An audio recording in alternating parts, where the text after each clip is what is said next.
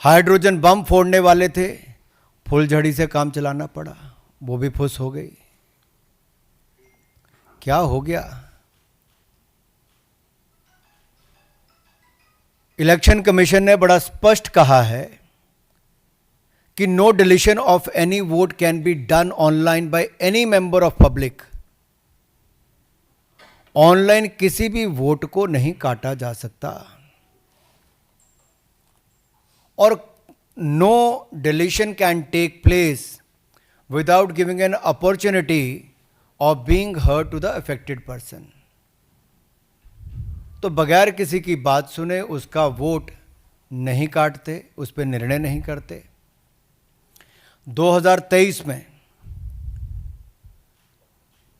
Unsuccessful attempts की गई, प्रयास किए गए जो विफल रहे, नाम काटने के आलंद असेंबली कॉन्स्टिट्यूएंसी में। और ये इलेक्शन कमीशन ने एफआईआर फाइल करने के लिए ही कहा था इस पर, और मैटर इन्वेस्टिगेट करने के लिए भी इलेक्शन कमीशन ऑफ इंडिया ने ही कहा था। इलेक्शन कमीशन ने मोबाइल नंबर पहले ही उपलब्ध करवा दिए हैं, आईपी एड्रेस अगर दे दिए हैं, अगर मोबाइल नंबर दे दिए, आईपी एड्रेस दे दिए, तो कांग्रेस शासित राज्य की कर्नाटक की सीआईडी ने अब तक क्या किया? और मैं एक ध्यान आपके माध्यम से देश की जनता को बताना चाहता हूं।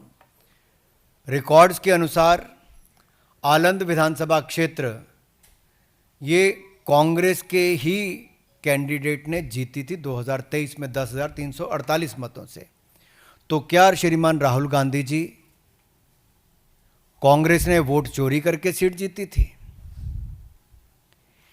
एक बात आज जो राहुल जी ने बातों में मान ली और अपने जवाब में कहा, वो कहते कहते हाइड्रोजन बम एक तरह से फोड़ गए अपने ऊपर ही। वो कहते मैं लोकतंत्र बचाने नहीं आया, राहुल जी कहते हैं। लोकतंत्र को बर्बाद करने की तैयारी है क्या?